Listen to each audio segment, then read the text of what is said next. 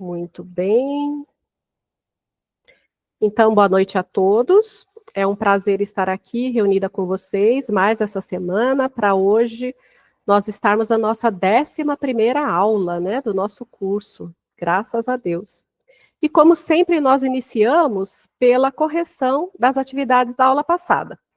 A aula passada, então, é a aula 10, e todo o material da aula 11 eu já postei hoje lá no grupo, inclusive o slide das atividades da semana que vem, mais o PDF que dá para vocês consultarem para resolver as atividades. E amanhã, cedo, eu estarei postando o link dessa aula que estamos fazendo hoje, que é a aula 11, que será gravada. Então, vamos lá, gente. Da aula 10, nós temos as 6 questões, né, como sempre, de fixação. E a primeira é: o que é mediunidade? Quem gostaria de responder? Eu respondo. Mediunidade é uma aptidão que certos indivíduos possuem de servir como intermédios entre os mundos físicos e o mundo espiritual. Ok? Muito bem. Também foi a resposta que eu coloquei, que está no nosso PDF. Vamos, então, para a questão número 2. Qual o principal inimigo do médium? Quem gostaria? Eu respondo. Vamos lá. Porque, assim, o primeiro inimigo do médium reside nele mesmo. Frequentemente é o personalismo, é a ambição, a ignorância ou a rebeldia no voluntário desconhecimento de seus deveres à luz do Evangelho. Tá certo, Silvinha.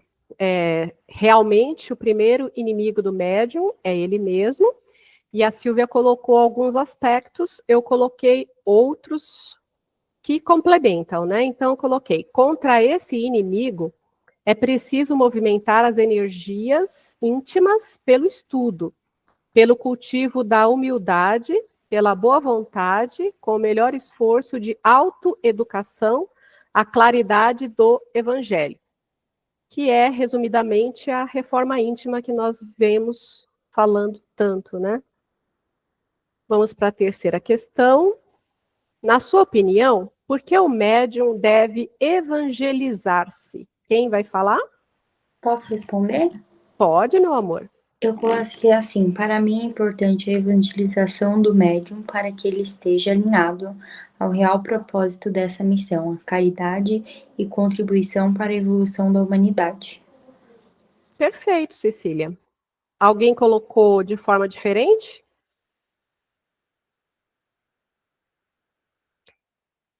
Eu coloquei as mesmas coisas de forma diferente. Então, bom, na verdade a opinião tem que ser diferente mesmo, né, gente? Olha eu aqui, brisando. Para não esbarrar sempre com o personalismo em detrimento da sua missão, pois frequentemente é o personalismo, a ambição, a ignorância, a rebeldia, no voluntário desconhecimento de seus deveres à luz do Evangelho, fatores de inferioridade moral que não raro conduzem à invigilância, à leviandade e à confusão dos campos improdutivos. Então, é tudo aquilo que a gente tem que ir burilando em nós mesmos, né? Em especial o médium, como nós vimos na aula passada, o médium ele tem o dever de procurar o autoconhecimento, a evangelização, a reforma íntima, a prática da caridade, porque, como nós vimos, a mediunidade é um atributo físico, né? E que, como já é inerente à programação reencarnatória dele, faz parte do físico, ou ele sintoniza com a sua missão, seu propósito e a espiritualidade maior, que são os espíritos que se afinizam com a gente para trabalho, para aprimoramento, para crescimento, e tem uma vida de progresso moral, espiritual e até auxilia no material, né? Porque quando a gente não está dentro do nosso propósito, as adversidades vêm, e quando há adversidades, muitas vezes a gente não tem a mesma paz, a mesma tranquilidade para as nossas atividades, né? Então, sempre tem algum tipo de respingo, quando não diretamente, né? que muitas pessoas que convivem conosco podem ser usadas como instrumento para piorar um pouquinho mais o nosso dia, a nossa rotina, o nosso trabalho, e assim sucessivamente. Então, o médium evangelizado, e dentro do seu propósito, tem tudo para crescer, que é o motivo pelo qual ele recebeu essa missão, entre aspas, né, que eu falei na aula passada, que se referia mais ou menos na simbologia a um carnezinho bem gordo das Casas Bahia para você ir pagando as coisas que você necessita transformar de uma forma bem parcelada através da prática da caridade na seara de Jesus, né? E do modo contrário, ele continua com todos os seus aspectos mediúnicos, porém à mercê da mediunidade que pode atrair espíritos que também não estão num propósito tão relevante. E surgirem, então, as adversidades que nós falamos há pouco. A quarta. Explique a frase de Jesus. Dai de graça o que de graça recebestes.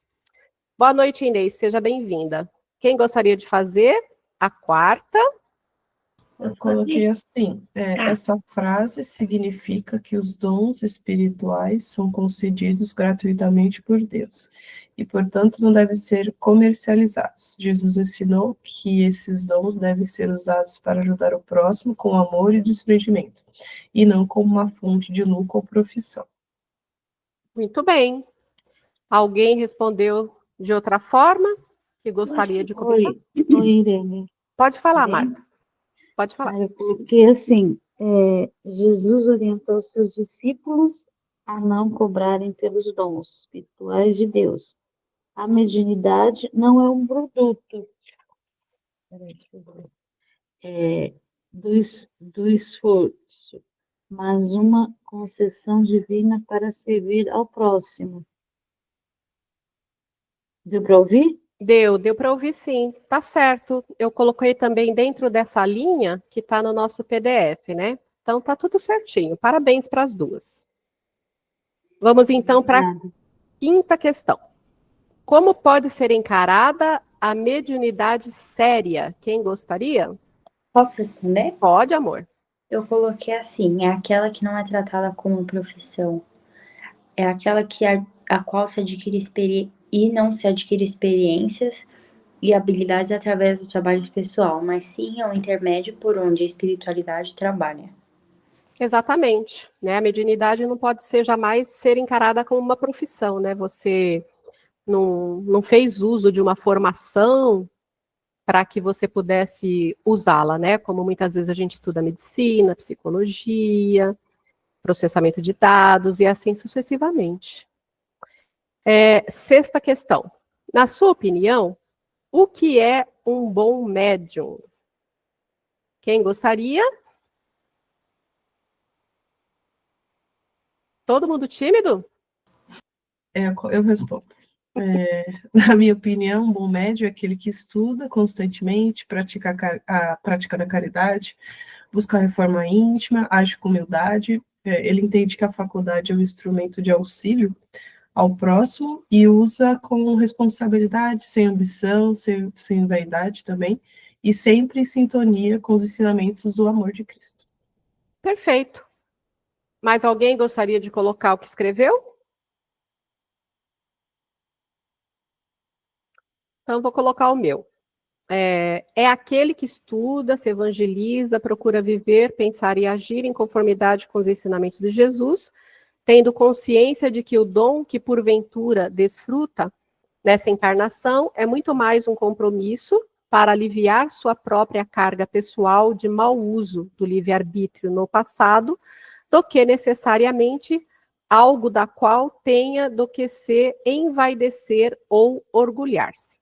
Procurando, além disso tudo, fazer o bem e o bom uso da sua mediunidade, dando de graça tudo que de graça recebeu da espiritualidade nessa experiência reencarnatória, vigiando e orando constantemente.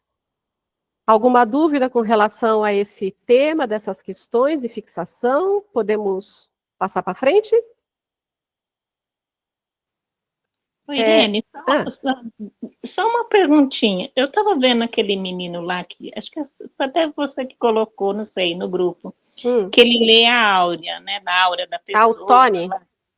E ele falou que na outra vida ele negligenciou a mediunidade dele, ele teve Alzheimer e agora que ele voltou com esses dons. É o caso dele, né, que teve, negligenciou lá a mediunidade e teve o Alzheimer, né? Não é o caso das pessoas que têm Alzheimer que negligenciou? Não, a gente não pode tomar como regra geral as coisas, então cada caso é um caso. O que eu posso te afirmar é que, como nós vimos nas outras aulas, a mediunidade, ela é um atributo físico e um compromisso assumido na espiritualidade antes de reencarnar. Então, você vem com o compromisso, com o propósito e com o teu corpo pronto para aquilo. Executando ou não, o teu corpo é pronto para aquilo. Vamos supor que você seja um médium de doação, um médium de cura, e que você venha com fluido vital, com magnetismo maior para estar atuando em determinadas áreas, além do preparo do teu corpo físico. E você, pelo esquecimento do passado, por se envolver com as coisas da carne, você acaba negligenciando, não assumindo aquilo que deveria fazer, por N motivos, né? Tem gente que fala que tem medo, tem receio, que tem outras coisas para ser feito. Primeiro eu vou casar, vou me formar, vou ter filhos, vou deixar meus filhos crescerem, depois meus filhos vão ter que casar. Enfim, vai postergando o máximo que pode o compromisso assumido. O que acontece com uma ferramenta quando ela não é utilizada? Ela enferruja. O que acontece com a água quando ela fica parada? Ela apodrece. Né? Sem a circulação, que é o movimento da vida, a água vai ficar com aquele cheiro desagradável e vai ficar imprópria para qualquer tipo de consumo. E conosco não é diferente. Toda aquela sobrecarga de magnetismo que eu recebi na minha programação ao reencarnar, ela está sem uso. Então, quais são os processos que eu posso sofrer? Obsessão a nível de vampirização, porque vai ter espíritos desencarnados no entorno que vão querer se suprir daquela minha energia. Na melhor das hipóteses, essa energia vai ficar acumulada no meu corpo. Então, dizem, né, na literatura, nas coisas que eu já ouvi, que quando fica acumulado, um dos primeiros sintomas que se tem é você ter dor nas articulações, dor nas juntas, que é exatamente esse fluido não aproveitado que vai se acumulando. E, além disso, outros tipos de enfermidade vão aparecendo, né? Eu já tive, assim, relatos que eu não presenciei, então não posso afirmar, mas que um próprio membro da família comentou que a esposa sempre foi médium, nunca quis assumir, pelo contrário, que pertencia, acho que, à religião evangélica e era completamente contra tudo isso, e que ela tinha muitas enfermidades em virtude de não fazer uso da mediunidade, que era toda aquela energia acumulada, parada, que não progredia. E essas enfermidades, elas vão se desencadeando, podendo até levar a pessoa a um desencarne um pouquinho antes do tempo. Então, se isso pode ou não provocar um Alzheimer, dependendo do que for, pode. Aquele menino, ele fala muito da questão psicossomática, né, do que o corpo fala, o que uma dor aqui está querendo dizer, significado da sua vida. Então, a gente não toma como regra geral. Não é todo mundo que tem demência, que tem Alzheimer, que é porque negligenciou um compromisso mediúnico. Mas que, geralmente, quem negligencia um compromisso mediúnico tem enfermidades em virtude disso? Tem. Tá bom. Obrigada. Alguém gostaria de acrescentar alguma coisa sobre esse tema? de própria leitura, própria experiência? Ninguém? Então, vamos aqui para a nossa frase da reforma íntima. Para quem não enviou no privado, se quiser comentar aqui pessoalmente, mediunidade nos aproxima da luz quanto das trevas.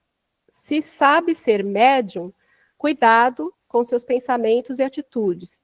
Luz atrai luz, escuridão atrai escuridão. Alguém gostaria de comentar o que desenvolveu com relação a isso? Lembrando que o comentário é pessoal, em primeira pessoa, sendo seu posicionamento perante a vida. Eu quero. Coloquei assim. Para mim, mudar os hábitos antigos é um desafio. É um processo que venho trabalhando aos poucos, dia após dia. E com o passar dos anos, percebo que pequenas mudanças vão acontecendo. Não de forma que eu gostaria, nem na velocidade que eu desejo, mas ainda assim é uma transformação real. Tenho me esforçado para vigiar meus pensamentos e atitudes. Confesso que depois do curso, eu estou muito mais reflexiva, consciente daquilo que eu penso, do que eu faço, do que eu vejo, e sei que nem sempre estarei com a mente voltada para a luz, mas dentro das minhas possibilidades, tenho dado o meu melhor. Muito bom, Angélica. Excelente relato feito da forma como se deve fazer mesmo. Parabéns. Obrigada. Primeiro, você me encheu de orgulho, né? Falando do curso, porque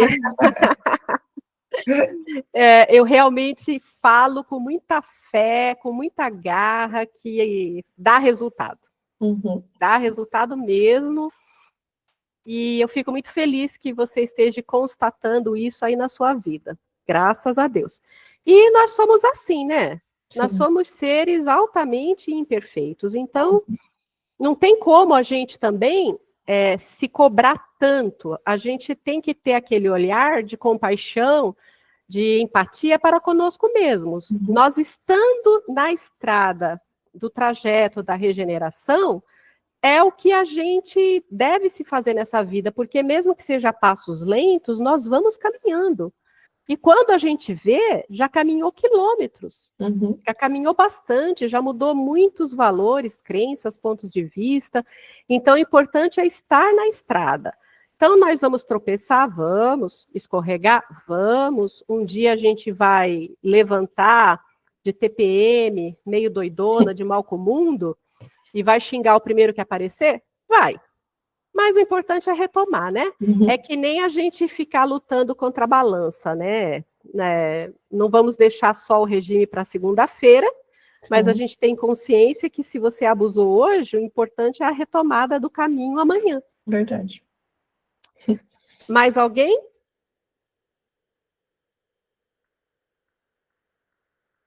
Eu vou falar.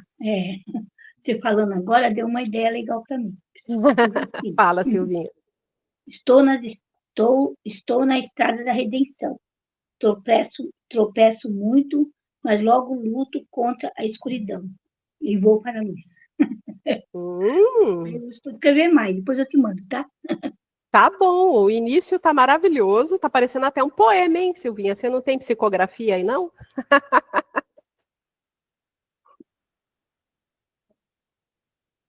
Posso falar o meu? Posso falar o meu? Pode. Eu te mandei no privado, mas... Eu ainda não li, Marta, mas pode falar que depois também eu te respondo no privado.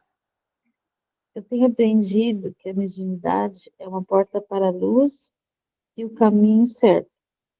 Ela me mostra o quanto ainda preciso de me conhecer, me acalmar e confiar em mim e em Deus. Sinto que estou em um momento da vida e que preciso desacelerar por dentro e olhar com mais carinho para minhas emoções e ter serenidade. Sei que a reforma íntima exige esforço diário, começar começar nas pequenas coisas do dia a dia, como se falar, pensar e agir. Perfeito. Ainda tem dificuldades contra a ansiedade, contra a vontade de controlar tudo, mas estou tentando. e aprendendo a soltar e permitir que a espiritualidade me ajude. Quero um dia ser amor, paz e equilíbrio. Por isso, desejo continuar em busca de conexão com Deus e com o universo, com humildade, sinceridade e fé. Muito bom, Marta. Você conseguiu Obrigada. contextualizar tudo exatamente da forma como se precisa fazer. Colocou em primeira pessoa do singular, fez um relato da sua vida no momento que você está passando, a sua luta com a reforma íntima e tudo mais. Está perfeito. Parabéns, viu? Está no caminho certo. Excelente exercício. Obrigada. Demorei um pouquinho, mas Não, consegui. importante é fazer. Fazer sempre dá o resultado, né? Porque parece fácil, mas não é. Quando a gente se Verdade. confronta com a caneta e com o papel, para assumir eu faço isso, eu deixo de fazer aquilo, é difícil, não é fácil não. É. Mas é muito bom.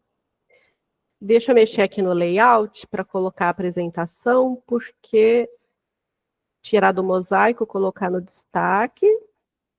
Mais alguém gostaria de comentar mais alguma coisa ou já podemos passar para a aula propriamente dita? Podemos, né? Então, vamos colocar aqui para apresentar.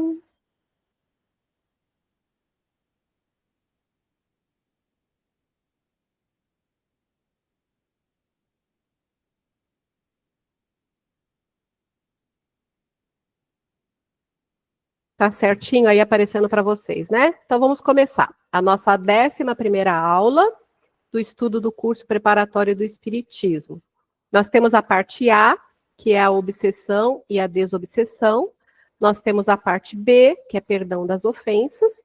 E temos a parte C, que é o slide das atividades para a próxima semana, né? Questões de fixação e o exercício da reforma íntima. Então, mudando aqui para o segundo slide, nós temos a frase do Livro dos Médiuns, né? Capítulo 23, item 237, que diz: na primeira linha das dificuldades práticas do espiritismo, deve-se colocar necessariamente a obsessão, que é o domínio que alguns espíritos podem adquirir sobre certas pessoas. Então, nós vemos aí uma cena, né, que parece ser uma cena de um bar, algum lugar assim, que a pessoa está no balcão, se servindo, e nós vemos que temos alguém que está sugando ali a energia do encarnado, que ela que está se servindo ali de uma bebida, e temos ao fundo mais desencarnados entrando nesse ambiente. Então, isso é só uma simbologia para a gente entender um pouco de um dos processos passíveis de obsessão. Aí, continuando. Trata-se, portanto, de um problema crucial no campo da fenomenologia espírita, no que diz respeito à influência oculta dos espíritos sobre os nossos pensamentos e as nossas ações, produzindo um conjunto de fenômenos designados genericamente por obsessão. Ela consiste na tenacidade de um espírito do qual não se consegue desembaraçar. Então, a fonte é a mesma, né? O Livro dos Médiuns, capítulo 23, item 238. E esse domínio parte sempre de espíritos inferiores, já que os bons nunca exercem nenhum tipo de constrangimento sobre os demais. Os bons aconselham, combatem a influência dos maus e, se não se escutam, preferem retirar-se. Os maus, pelo contrário, agarram-se aos que conseguem prender. Então, a gente entende aqui que todo processo de obsessão, independente de qual seja, é sempre um sinalizador da inferioridade do desencarnado, que assim obsedia, seja por afinidade, seja por algum tipo de desavença de vidas anteriores, né? Porque vocês sabem que os espíritos, eles nos procuram.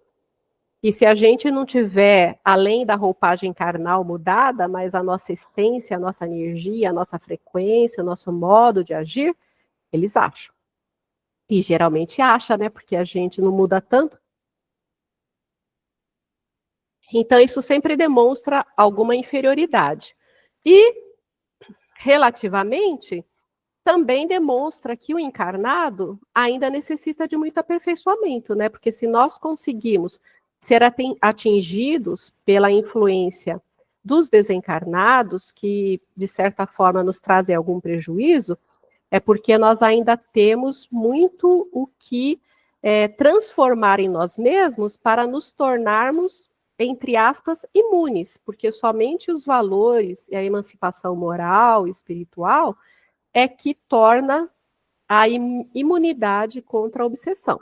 Até nós falamos a semana passada que é somente a transformação moral mesmo que pode nos afastar. Até eu citei o exemplo do centro espírita, que funciona como um pronto-socorro, onde a gente vai fazer um tratamento através de passe, seja de espiritual ou qualquer coisa aí nesse sentido, recebe alívio, recebe proteção, mas a verdadeira cura está na nossa transformação moral, porque se nós não nos transformarmos, nós nos libertamos de determinado tipo de influenciação, mas logo na outra esquina nós adquiriremos outras companhias, outros processos, porque nós continuamos emanando as mesmas vibrações.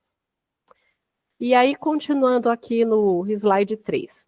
Se chegam a dominar alguém, identificam-se com o espírito da vítima e a conduzem como se faz com uma criança.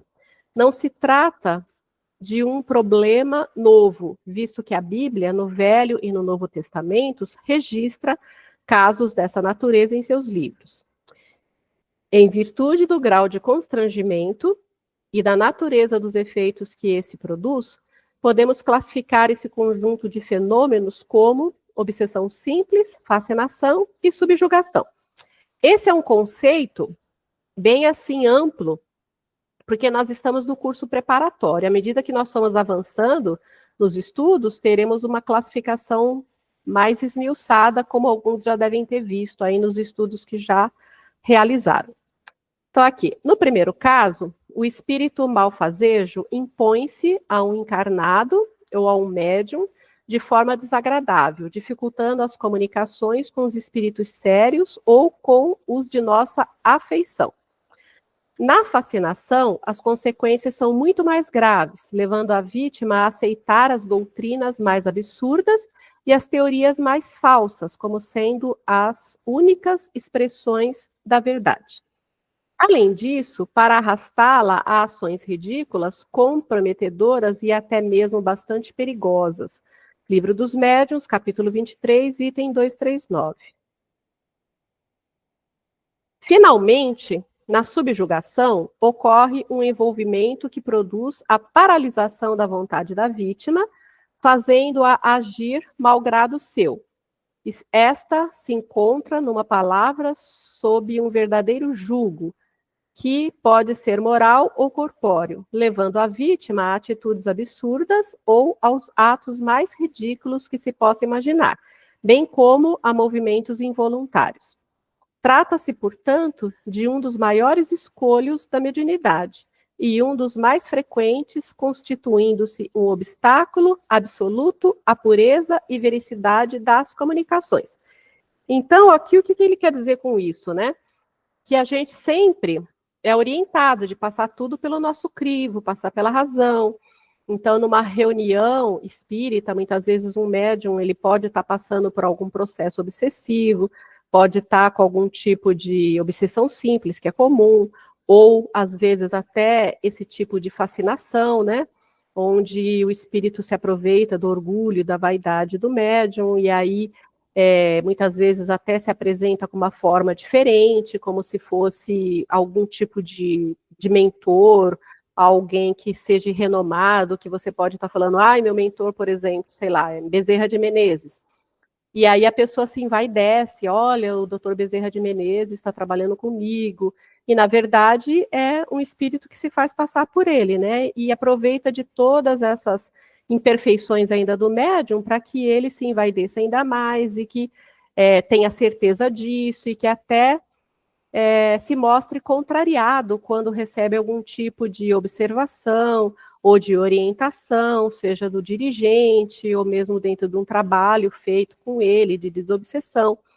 Então, são coisas que podem acontecer e que todos nós temos que estar sempre atentos a isso, né? Principalmente os dirigentes de trabalho, que se você não tem, digamos assim, a mediunidade, de vidência, de clarividência, para que você possa observar e ver o processo que aquele médium está passando, tudo que você observa, você tem que passar mesmo pelo seu crivo, contar com a intuição da espiritualidade e dos conhecimentos que você adquire.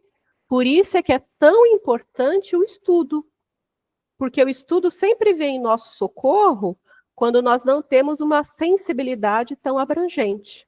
Então, vocês veem que cada aula, a gente já percebe no início, né, de um curso, dentro do primeiro, a importância que representa o conhecimento, o estudo da doutrina nas nossas vidas, tanto para o nosso dia a dia, individualmente, quanto para o que viemos a colaborar na seara de Jesus através do trabalho mediúnico. Então, aqui a obsessão, via de regra, tem como causas gerais problemas reencarnatórios, tendências viciosas, egoísmo excessivo, ambições desmedidas, aversão a certas pessoas, ódio, sentimentos de vingança, discussões e irritações, futilidades, apego ao dinheiro e etc., né? Ou seja, todos os pecados capitais e mais alguns, né? Apesar do perigo da obsessão, que pode ser reconhecida por várias características, Kardec observa que não há nenhum inconveniente em ser médium, de vez que o espiritismo pode servir de controle e preservar o médium do risco incessante a que se expõe. É preciso, para tanto, estudo e observação de certos cuidados para evitá-la ou tratá-la convenientemente conforme o uso. Porque muitas vezes tem gente que pode se intimidar, né? Falar, nossa, se eu trabalhar como médium, eu vou ficar assim, vou ficar assado, suscetível a isso, suscetível àquilo. Mas nós já vimos que, uma vez médium, não tem jeito. Ou você fica dentro do seu propósito e foca no bem, ou você vai ficar à mercê. Então, não resta outra coisa a não ser seguir em frente e estudar, gente. Slide 5. Assim é que, uma vez verificado o problema, há diversos meios de combatê-lo, variando de acordo com as características de que se revista a obsessão. Para a obsessão simples, que não passa de um fato desagradável para o médium, Kardec aponta duas medidas essenciais: provar ao espírito que não foi enganado por ele e que será impossível deixar-se enganar. Ou seja, identifica, conversa, encaminha.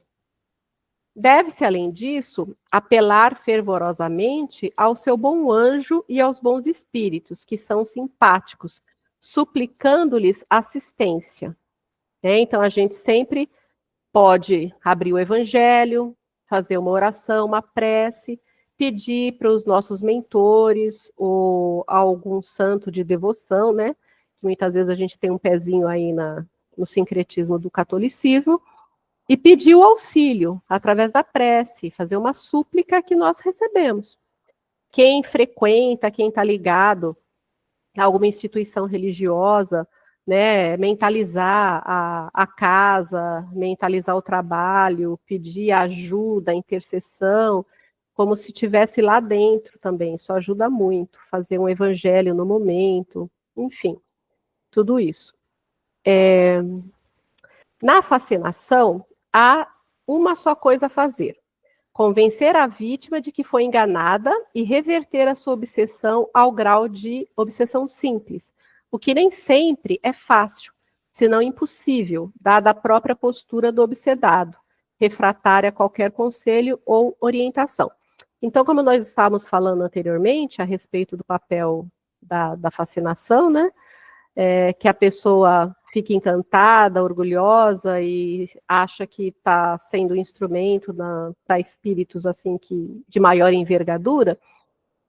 Se a pessoa, apesar desse processo, se permite abrir-se e raciocinar através de todo o estudo que com certeza já teve, de que está sendo vítima e enganada de algum irmão que está se fazendo passar por, aí a cura praticamente daquele processo já está realizada.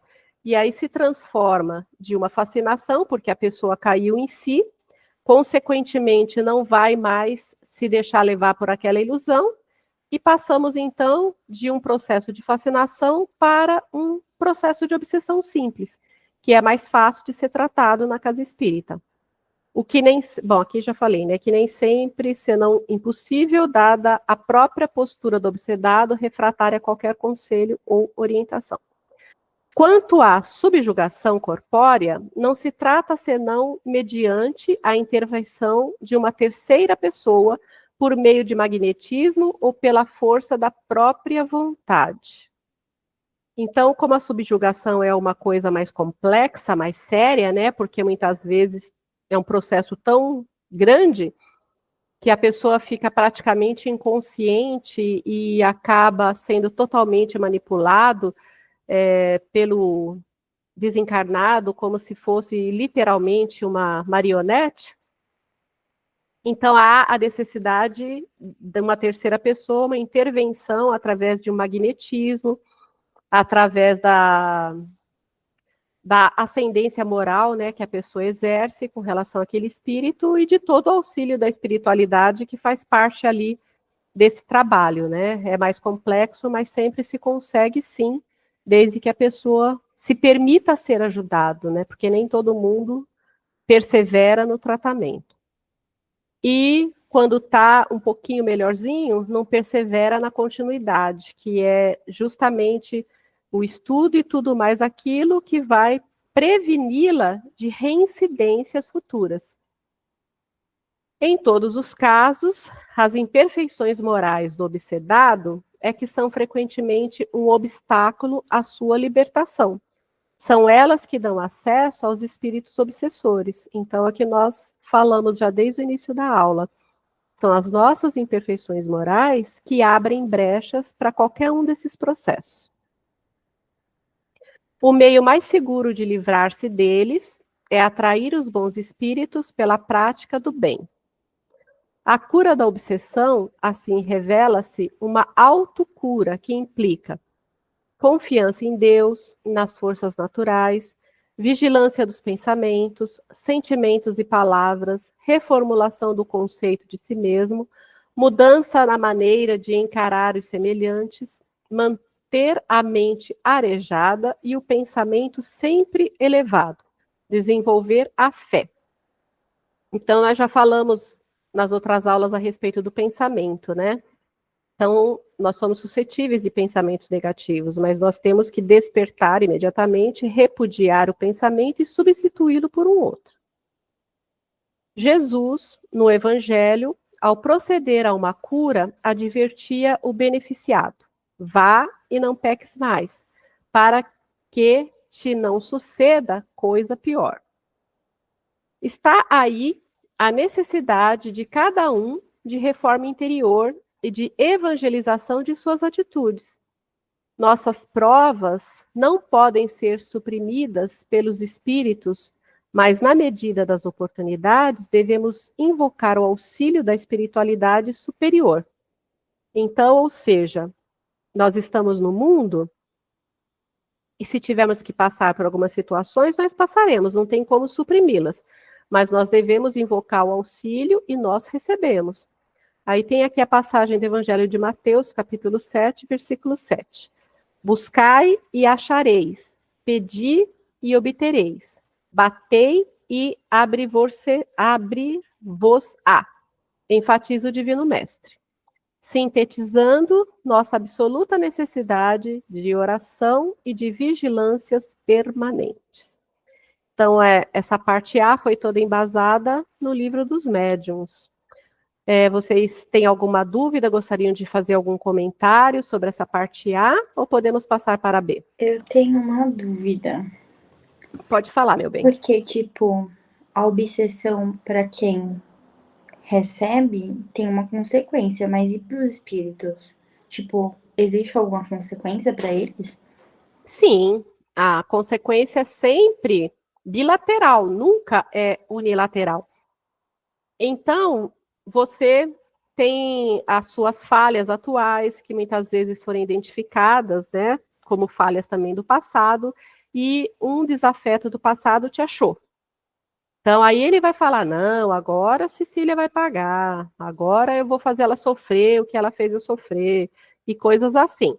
Aí você começa a sofrer as influenciações, você, se estiver atenta dentro de uma instituição religiosa e praticando a sua reforma íntima, você vai identificar isso de uma forma mais rápida. E vai passar por um tratamento, como nós falamos, essa entidade vai ser recebida, vai se conversar com ela, e sempre a gente faz lembrá-la de que não existem vítimas, né? Ela não é puramente uma vítima sua e nem você é puramente uma vítima dela. O que há sempre é uma causa e efeito do mau uso do livre-arbítrio, tanto da sua parte, que deve ter feito em vida passada alguma coisa que a fez sentir-se ofendida, que a gente geralmente não tem a profundidade do caso, quanto da parte dela também, que provavelmente naquela ou noutra existência fez algo semelhante para você, que originou, ainda pelas suas imperfeições maiores naquele momento, um revide. Entendeu? Então, não existem vítimas, existem resgates, né, de mau uso do livre-arbítrio. Então, da mesma forma que você está sofrendo essa ação do espírito, como uma consequência do mau uso do seu livre-arbítrio na experiência reencarnatória que teve com ele também sofre essa consequência. Por quê? Você já passou pelo plano espiritual, você já se preparou, você já reencarnou, você está fazendo a sua evangelização aqui hoje, você está com um outro tipo de consciência, você está seguindo a sua vida. E ele está parado há quantas décadas, ou há quantas centenas de anos, buscando, te procurando, alimentando aquela raiva, aquele ódio, aquele desamor. Isso não só corresponde a um grande atraso na trajetória dele em relação às oportunidades que você já teve, como também pode até significar uma maior deteriorização do perispírito dele, que é o corpo que ele usa na espiritualidade. Mais para frente, você vai ver nos estudos que a postura maléfica espiritual pode levar o espírito desencarnado até o que podemos chamar de uma segunda morte, de uma completa perda da forma humana que ele tem no perispírito. Então, quanto mais se cultiva esses ensejos negativos e quanto mais tempo você perde, mais consequências você sofre.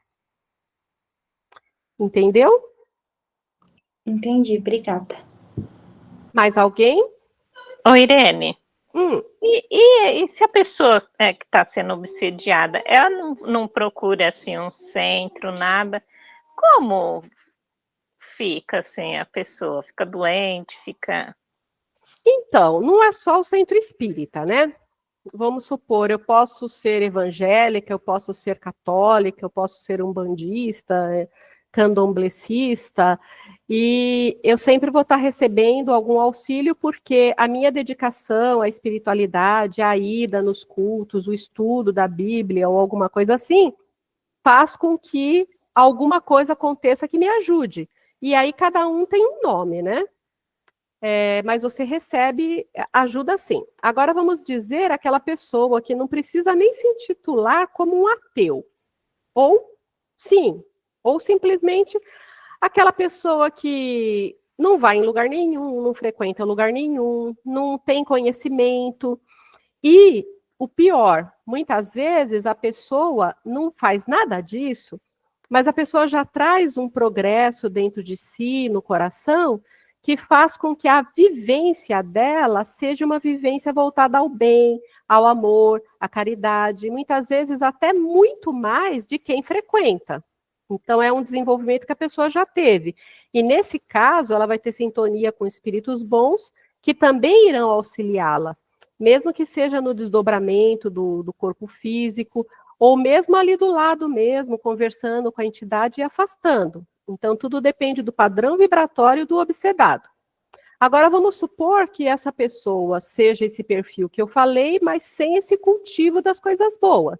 Seja uma pessoa que vive aí por viver, curte as coisas, aproveita e simplesmente não está vinculado a nada que esteja ligado à espiritualidade. Essa pessoa, ela vai sentir os efeitos do processo obsessivo e muito. Só que ela não vai identificar isso como um processo obsessivo. Então, ela vai, muitas vezes, ficar mais propensa à tristeza, à depressão, à ansiedade, a pensamentos negativos, a até pensamentos suicidas. Muitas pessoas, a grande maioria, eu digo assim, para não falar todas, que praticam o ato extremo do suicídio, nunca é algo que partiu 100% da cabeça dela. Sempre é fruto de um processo obsessivo. Mas isso não corresponde um grande atenuante ao seu ato, porque nós podemos ser influenciados, mas nós fazemos aquilo que nós queremos. A gente sofre influenciação porque a gente aceitou. Então, dona Inês, infelizmente, são pessoas que vão se degradar nos vícios, porque vai ser influenciado para isso, tirar a própria vida de uma forma direta ou tirar a própria vida de uma forma indireta, seja através do alcoolismo, das drogas, de uma briga. Quantas pessoas, às vezes, vai tomar a sua bebida alcoólica lá no bar, no boteco, está ali conversando com os amigos, de repente, do nada, surge uma discussão. Esse do nada não é tão do nada assim. E aí começa aquela discussão, os ânimos se esquentam, um acaba fatalmente matando o outro. Não existe aí a influenciação de espíritos que estavam obsediando e levando àquele desfecho? Com toda certeza. Mas, como nem tudo é tão ruim, até mesmo a pessoa mais incrédula tem quem a ame, né? Com muita sorte, pode ter ainda uma mãe, uma avó, um pai, uma irmã, um irmão, alguém que a ame. E essa pessoa vai sempre procurar envolver a outra em prece, vai sempre procurar conversar a respeito, vai sempre tentar buscar ajuda e colocar aquela pessoa num tratamento, mesmo que à distância, mas tudo é aliviado até certo ponto, quando a pessoa não procura espontaneamente e quando a pessoa não está aberta à transformação. Então, tem também muita coisa que alivia os processos, né? Quantas vezes nós não fazemos tratamento à distância a pedido de uma pessoa que ama a outra, e a outra não está predisposta a, e a gente ajuda até certo ponto. Quem de nós já não pediu por alguém? Então, isso também faz parte do alívio de processos obsessivos daquelas pessoas que não procuram ajuda. E eu acho que o fato de ter alguém que ame e que procure ajuda por ela é porque ela ainda tem algum merecimento para isso, né? Que nada acontece por acaso.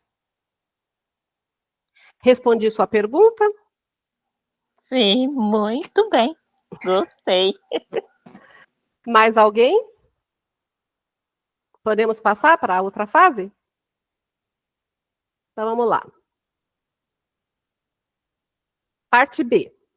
Perdão das ofensas. Aqui a gente vê, que lindo, o abraço. Onde houver ofensa, que eu leve o perdão, né? A frase aí da oração de São Francisco. Aí nós temos aqui. Os ensinamentos de Jesus tinham um endereço certo, o coração humano. Mais do que a inteligência, o Divino Mestre falava ao sentimento. A resposta do Cristo a Pedro deve aplicar-se a cada um de nós indistintamente. Perdoarás, mas sem limites. Perdoarás cada ofensa tantas vezes quantas elas vos for feita. Ensinarás a teus irmãos esse esquecimento de si mesmo, o qual nos torna invulneráveis a agressões, aos maus tratos e às injúrias. Serás doce e humilde de coração, não medindo jamais a mansuetude, e farás, enfim, para os outros, o que desejas que o Pai Celeste faça por ti. Olha que lindo, né? Não tem ele de te perdoar sempre? E acaso conta o número de vezes que o seu perdão vem apagar as tuas faltas? O Evangelho segundo o Espiritismo, capítulo 10, item 14. É essencial a prática do perdão irrestrito, da indulgência sem limite, da caridade desinteressada, da renúncia de si mesmo. Em última análise, o exercício do amor ao máximo que pudermos, para que estejamos em condição de receber o perdão a que Jesus se refere na oração dominical, né, que é o Pai Nosso. O perdão irrestrito ensinado por Jesus não só se refere às vezes em que devemos exercitá-lo, mas também em relação a quem se deve externá-lo. De fato, o Cristo recomendou o perdão também aos nossos inimigos, o que representa uma superação das próprias imperfeições. Então, nessa passagem, Jesus nos recomenda o perdão de forma irrestrita, ampla, absoluta a todos, até aos nossos inimigos. Se desejamos que nossas ofensas sejam perdoadas, não podemos ser intransigentes, duros, exigentes. Mesmo porque, se fizermos um exame sincero de consciência, talvez cheguemos à conclusão de que fomos nós mesmos que provocamos a ofensa. Muitas vezes, uma palavra mal empregada, uma opinião dada em momento inoportuno, uma reação mais ríspida, um gesto mal recebido, pode degenerar numa antipatia, numa inimizade, numa aversão ferrenha. Mas há duas maneiras bem diferentes de perdoar. Há o perdão dos lábios e o perdão do coração. Muitos dizem do adversário, eu lhe perdoo, enquanto interiormente experimentam um secreto prazer pelo mal que lhe acontece, dizendo-se a si mesmo que foi bem merecido. Quando dizem perdoo e acrescentam, mas jamais me reconciliarei, não quero vê-lo pelo resto da vida, é esse perdão segundo o Evangelho? Não. O verdadeiro perdão, o perdão cristão, é aquele que lança um véu sobre o passado. É o único que vos será levado em conta, pois Deus não se contenta com as aparências, som do fundo dos corações e os mais secretos pensamentos, e não se satisfaz com palavras e simples fingimentos. Como nós vimos, Jesus recomendou o perdão de uma forma irrestrita. E aqui nesse slide está falando a respeito de dois tipos de perdão, né? O perdão dos lábios e o perdão do coração. Geralmente o perdão dos lábios é uma hipocrisia, né? Quando a gente quer simplesmente sair bem na foto, querer dizer que não tem ressentimento, mas é tudo da boca para fora. Então, isso é algo que algumas pessoas até fazem, mas eu espero que no nível de aprendizado que nós temos e do que nós temos procurado aprender, nenhum de nós venha fazendo isso, né? E aí, o que acontece? O perdão do coração. Todos nós estamos preparados, dentro do nosso estágio evolutivo, para o perdão irrestrito, partindo do coração e lançar o véu do esquecimento por cima daquilo? Eu digo que não. Algumas pessoas podem sim, dependendo da sua evolução moral, espiritual, até da sua idade, né? Porque conforme a gente vai amadurecendo, nós ficamos mais maleáveis, via de regra, menos intransigentes. A nossa visão de mundo muda muito, então já não se leva tanta coisa a ferro e fogo. A parte da empatia, ela fica mais abrangente também, que a gente começa a levar em consideração aspectos da vivência do outro, né? Por que que aquela pessoa me ofendeu dessa forma? Qual que é a visão de mundo que ela tem? Qual foi a educação, os valores que ela recebeu? Como que ela convive? Então, tem muitas coisas a se considerar que faz com que, muitas vezes, o nosso perdão não seja só de lábios, seja um perdão de fato, um perdão quase que, digamos assim, ou até do coração. Normalmente, quando a ofensa é muito grande, quando a pessoa tem assim, uma postura ainda, uma resistência em conceder o perdão para o outro, nós costumamos orientar que a pessoa resetando aquele sentimento adverso que faz mal para o coração, já significa um bom perdão. Se você não revidar, não desejar o mal, conseguir olhar e às vezes até conviver socialmente com a pessoa, sem externar sentimentos negativos, sem você buscar uma oportunidade para estar causando algum tipo de contrariedade, esse já é um perdão do coração, dentro do que nós somos possíveis de exercitar hoje. E muitas vezes esse fato não significa que nós devemos ter um véu do esquecimento que vá trazer aquela pessoa de volta para a nossa convivência, né? Porque toda a diversidade que a gente tem na vida, o aprendizado é um resultado. Se nós não aprendemos com as adversidades, com as coisas que nós passamos, nós não estamos evoluindo.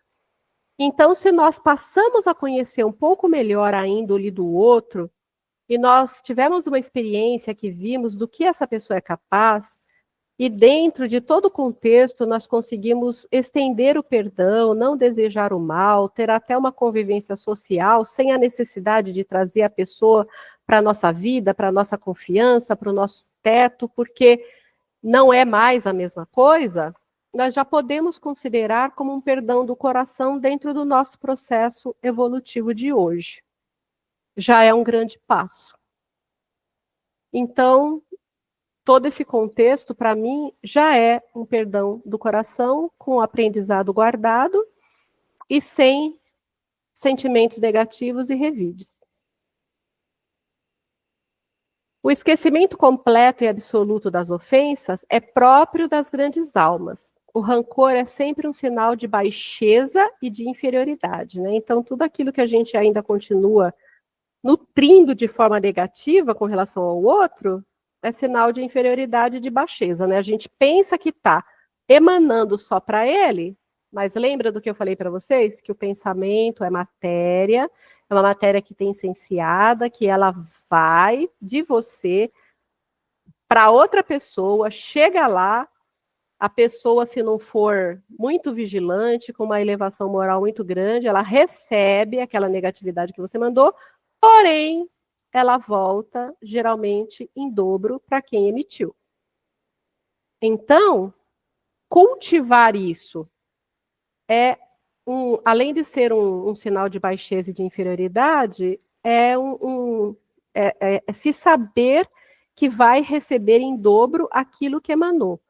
É por isso, volto a dizer, que o conhecimento é tão importante, porque a gente tendo esse conhecimento e não querendo mal para nós em dobro, a gente já evita emitir, né?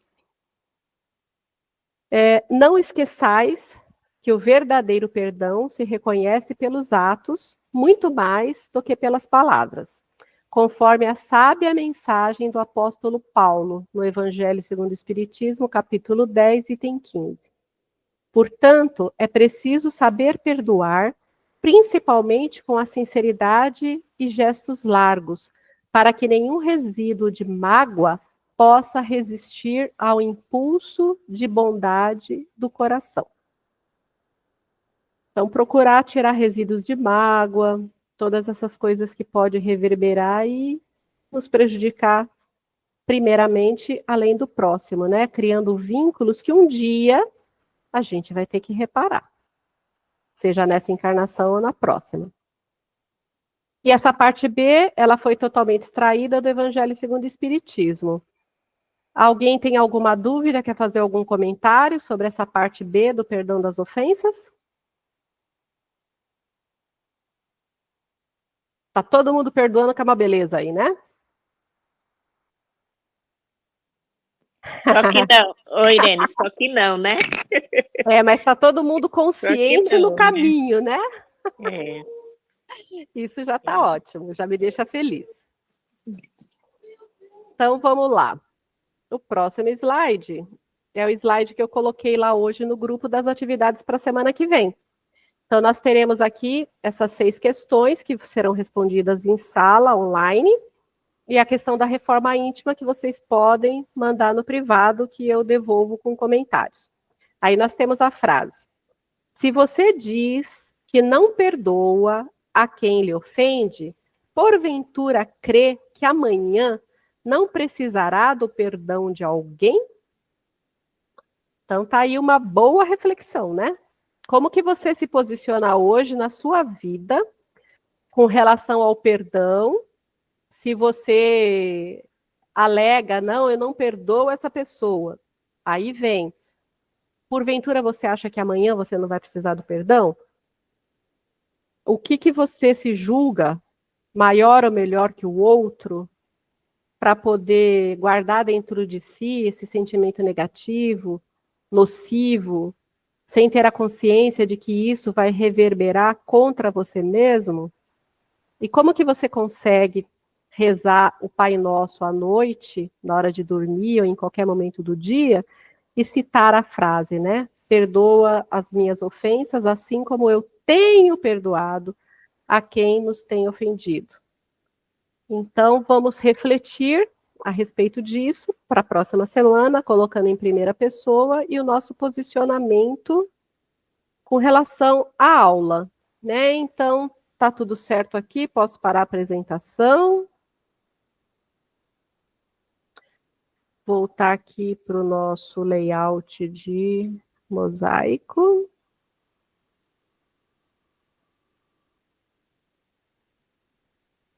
E então, gente, tudo certo? Mais algum questionamento? Nossa, eu adorei a aula. Ai, fico muito feliz que você tenha adorado, Selminha. Sem vocês aqui, eu não sou nada. Já pensou se eu estivesse falando aqui para a tela? E para os desencarnados, né?